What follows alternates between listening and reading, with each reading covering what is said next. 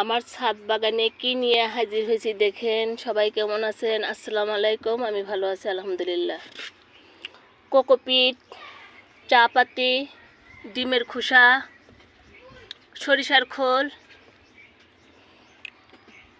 শিংকুচি, হাড়ের গুঁড়া, Furadan, potash, লাল, vitamin, Epson salt,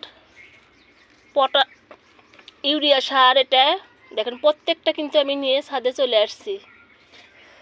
প্রত্যেকটা কিন্তু একসাথে মিশাইয়ে দেখতেছেন, একসাথে মিশাইয়ে এই যে এখানে কিন্তু এই যে গোবর সার এটার উপর রাখছিলাম বোঝানোর জন্য বলতেছি। এটা কিন্তু গোবর সার পুরাতন, এই যে দেখায় সেটা, এটা কিন্তু পুরাতন গোবর সার। এই যে বেশ সুন্দর করে মাটি ঝুরঝুরো করে নিয়ে গোবর সারটা, এটা কিন্তু পুরাতন গোবর সার ছিল আমার কাছে, সেটাই আমি গাছে দেবো। যেহেতু আমার গাছে এখন ফল ধরবে, আম গাছে বলেন, লাউ গাছে বলেন, আরও তো অনেক গাছ আছে, আঙ্গুর গাছ আছে, আপেল গাছ আছে, কমলা, প্রত্যেকটা গাছে দেখেন কিভাবে মিশেই প্রত্যেকটা গাছে কিন্তু আমি ঠিকঠাক মতো খাবার দিয়ে দেবো। সেটাই আমি আপনাদের সাথে শেয়ার করতেছি। আর এই ভিডিওটা আর কি অনেক জায়গায় চলে যাবে, সেই জন্য কথাটা বলা। যারা জানেন তাদের জন্য এই ভিডিওটা না, আর যারা জানেন না তাদের জন্য এই ভিডিওটা। সুন্দর করে কিন্তু মিক্স করে তারপরে গাছে খাবার দিয়ে দিতে হয়, সেটা আমিও করব। এটা বোঝার ক্ষেত্রে ভিডিওটা করা।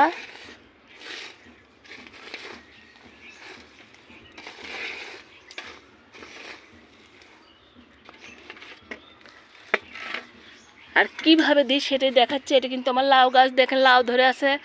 আর লাউগুলো আমার কিভাবে বেকাতারা হচ্ছে, আসলে গাছে আমি ঠিকঠাক মতো খাবার দিইনি, সময় করে উঠতে পারিনি, ওই জন্যেই এটা হচ্ছে। আর এই যে এরকম করে গাছের মাটি চতুর্দিকে খুঁড়ে সেটা আমও করতেছি।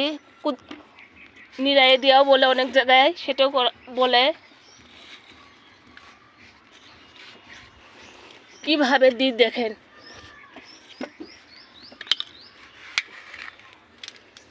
আমি আমার মতো করে দিই, প্রত্যেকেরই কিন্তু তাই করতে হয়। আমি আমার মতো করে দিচ্ছি, আপনারাও আপনার মতো করে দিবেন, তাহলে গাছ অনেক সুস্থ থাকবে, হেলদি থাকবে, অনেক ভালো হবে। একটা গাছ দিয়েই কিন্তু আমি দেখাচ্ছি, প্রত্যেক গাছ দেখানো তার সম্ভব না। আর এই যে গোবর সার দেখেন, এটাও কিন্তু আমি দিয়ে দেবো। দেখেন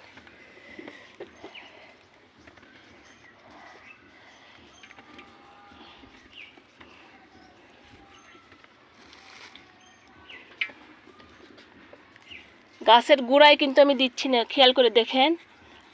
গাছের গোড়ায় একদম দেওয়া যাবে না, সুন্দরভাবে কিন্তু আমি দিয়ে দিলাম। সবাই ভালো থাকেন, সুস্থ থাকেন। প্রত্যেকটা গাছে কিন্তু এইভাবে দিয়ে দেবো, যেহেতু আমার গাছে খাবার দরকার দেখেন, ওই জন্যই দিয়া। সবাই ভালো থাকেন, সুস্থ থাকেন। আল্লাহ হাফেজ।